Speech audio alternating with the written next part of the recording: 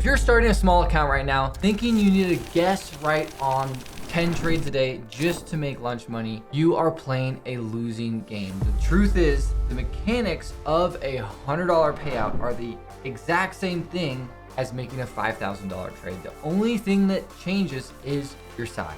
In this video, I'm gonna break down the exact 3-pillar blueprint that took me from risking $50 a trade, making $100, to risking now $1,700 per trade and making over $5,000 in a single trade, while only trading a few times a week. We're gonna look at the exact instruments to use, the math behind scaling, and the psychological guardrails that are required to succeed in trading. Now, I don't just talk about this strategy and trading in theory. I actually live stream this exact process and teach it to over 4,000 concurrent viewers for free on YouTube every single day during market hours, so people can watch me execute live. This isn't just about my own results, it's about teaching you how to profitably do this over the long term. Take a look at this student of mine right here who applied these exact principles and completely turned their trading around and starting seeing massive consistency. If you want to stop gambling, look over my shoulder live and start scaling, this is the exact process you need to focus on. Now let's jump into pillar one. Pillar one is the instrument and environment to trade. And it's crucial to master this first, because picking the wrong asset or over leveraging a small account will wipe you out before you've even had a chance to learn how to trade. Instead of fighting the restrictions of standard stocks or options and the complexity of those, I and a ton of other traders have shifted completely to trading futures. Specifically for small accounts, the MES and the MNQ. These futures markets track the broader market index of the NASDAQ and the S&P 500. Massive markets in the world with huge liquidity, allowing you to trade these huge markets, but also start with a small capital. You don't need a massive bankroll to start. You can actually start with around $300 is all it takes to get real skin in the game. A lot of people will ask me what percentage of their account they should be risking on a small account like this. And the reality is, forget about percentages right now. If you try to use the traditional rule book of percentages of risking a couple percent per trade, it doesn't really work on a $300 account. Percentage only matters later in your trading career when you have a much larger account. Right now, focus on risking as small as possible to slowly scale your account. And so when you're starting out trading futures, you can risk $20 to $50 per trade on the micro S&P 500 futures, which is the ticker symbol of MES. This is why you can start with about a $300 account. It allows you to have some cushion when you're risking that much. Let me show you a quick example here of years ago where I was risking about $100 on this trade, little less, betting that the market was going to go higher. And so just to zoom forwards here, once it, you can see it kind of moves around, jumps up, and I'm able to close out here at about $150, risking about $100 initially. And this is with 4 contracts actually on the futures market, which means I could have traded 1/4 of the size. And so I could have actually done this exact same trade here, risking about $30 per trade. And so you can really start really, really small. Now, zooming forwards years later to a trade I took yesterday, I'm still trading the S&P 500 futures here or the NASDAQ futures, and I trade 1 contract, and you can see based on the sizing, it's a lot larger. My risk on this trade is about $700, and then the market moves up and I slowly manage. I'm not gonna go into too much into my strategy here. That is for another video, and especially if you tune into my live streams. But essentially, this goes up and I slowly trail up and I close out for about $900. I think it was actually close to $1,000 on this trade. And that is all done in about an hour in the morning on average. And so this is where the scalability from futures really comes, and the ability to trade the exact same thing and easily scale up without any complicated additions. That is a massive thing about futures that has allowed me and others to start small, but then scale up as you are winning with the strategy. You don't have to adjust things as you scale up. Now, a crucial thing is you cannot fund an account with real cash like $300 on day one. I do not care how eager you are, how confident you are. You need to start demo trading to practice your exact setup, what the platform feels like, and just getting used to the daily routine of things. Your goal in paper trading isn't to pretend you're a millionaire trading huge account sizes. It's to prove that you can start to consistently make good decisions, make consistent money on a demo account. So over time, you can shift to real money. A good suggestion is 1 to 2 months or over 20 trades. And a good way to start doing this on the platform I use and I highly recommend trading on is called NinjaTrader. It's a really good setup for practicing your trading, getting used to it, and then building your confidence over time. Treat that demo account like it's your last $300. Once the data proves you can hit your targets without breaking your rules, you can transfer to a live account. Now, pillar 2 is the math of trading. And it's important because you don't need to be right all the time to make consistent money. You do not have to be perfect to make money trading. And that is the big misconception for me and a lot of people when they first start out. You really just need to ensure that your average wins are bigger than your average losses. Trading mathematics comes down to if you keep your risk at a certain amount, your profits should theoretically be larger. So what does that really look like? If you're risking $50 to make $150, you only need to be right 30 to 40% of the time to break even or make money. So when you essentially risk $1, you're looking to make $2 or $3. The math essentially handles the heavy lifting. This removes the pressure of needing to be perfect because at a 1 to 2 or 1 to 3 risk reward ratio, you can lose more than half of your trades. You have visually an ugly win rate, but you still walk away highly profitable at the end of the day.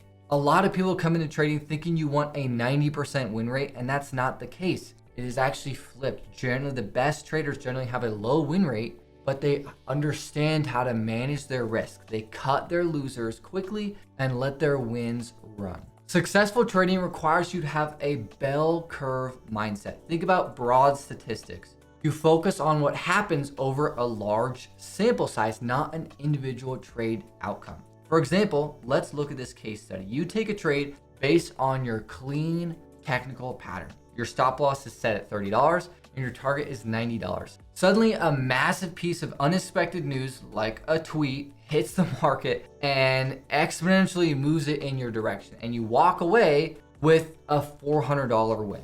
While that feels amazing, it is a dangerous trap. It is a crazy outlier on the far right of the bell curve. The amateur trader looks at that outlier and gets greedy and expands their stop loss or changes their profit target management style because they think that they want to try and shift their strategy to catch those outlier moves. And in reality, these happen a very single-digit percentage of the time. Outliers derail you. And if you manage your strategy based on emotional reactions to one-off events, you destroy your consistency. My strategy focuses strictly on that fat part of the bell curve, the average outcome of what happens. And to keep your mind grounded in reality during this process, I highly recommend to implement a cash out rule. When you make a profit at the end of the week or the month, withdraw a portion of it. Move it out of your brokerage to your checking account. Make that money tangible. You need to start making the digital numbers on your screen feel real. Physical money. If you don't physically touch the money you make, your brain will treat it like a video game currency. You'll get sloppy with your size and you'll inevitably give it all back up. This is what casinos do with why they transfer your money to plain chips. They want to remove that reality of that it's tangible, real money. Now, pillar 3 is behavioral guardrails. And this pillar is the most important thing in trading because the best strategy in the world is completely worthless if you don't have hard boundaries and rules to stop your emotions from self-destructing your trading. You shouldn't be staring at charts all day. That is number 1. The highest volume in the US markets is the first 60 to 90 minutes in the day of the market open. So for me, that means my trading day happens between 9:30 a.m. and 11 a.m. Eastern time. I show up 20 minutes before the market opens. I map out my key levels and what I'm looking for, set an idea of what I want to see that day, and then wait for my setup to show up. I don't look to react to what the market does. I look to see if the market fits my checklist, because what's actually important is learning to not fit the market, but have it fit you. This is where your edge is. Your edge is your strategy, not learning how to perfectly react and predict every single move in the market. That is not consistent over time. Trust me, I've tried it. And the whole reason why being done after an hour or two is you start to become fatigued. You get decision fatigue over time, and you're more likely to make a bad decision, chase because of FOMO, and not be able to stop yourself making an impulsive decision, which will derail your day or your week. That's why you want a specific time that you're gonna trade planned into your day. And so let's go through some important guardrails. One, you need a specific amount of time you're gonna trade every day, and you don't break that. Once it hits, let's say 11 a.m. Eastern or 10:30 a.m. Eastern, unless you're in a trade, you're done for the day. Another big one is set a hard stop loss or profit limit. No matter how much, if you are up on the day a certain amount, you call it, because the idea is you don't want to chase and get greedy and continue trading. I literally just had someone in my live stream chat this morning say they were up over $1,000 and they kept trading because they got greedy and they gave half of it back up. Instead of, if they just took that win and left for the day, they would have had more money. And they knew that they FOMO'd and chased out of greed. And on the flip side, you want to have a fixed stop loss that you can have this set up in NinjaTrader in your trading platform to cut you out from trading if you hit a certain loss for the day. Or what I usually do is I usually just take one trade a day. If it wins or loses, I'm done. To me, this allows me, because I've noticed over time, the best trade that I find is usually the first one that I enter. After that, it's usually downhill from there. And then another one is do not set a daily profit target or a daily trade target, because this will force you to take trades on a bad day or try and revenge trade if you are behind and losing money. Do not go into a trading day having a goal of I want to make $100 today or I want to make $500 today, because that's going to force you to focus on the money, focus on the individual trade outcome, and derail the bigger picture process of showing up to trading and just executing your strategy. When it comes to trading, you want to be extremely methodical. Pilots use a checklist before every single takeoff.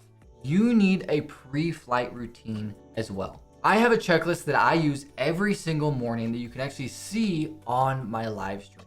Before I click buy or sell, I go down the list and check off every single thing. Is the market aligned? Is it big picture trend of what I'm looking for?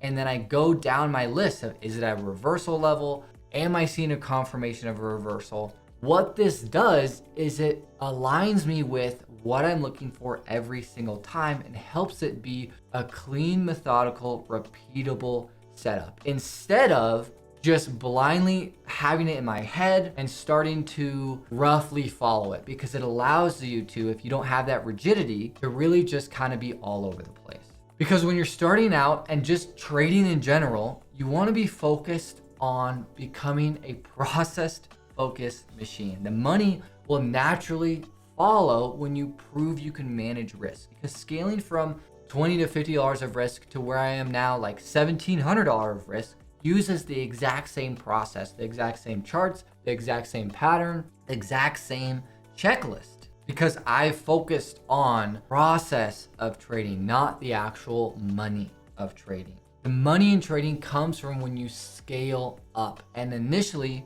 you need to build a foundation. And so the first part of that process is starting to paper trade.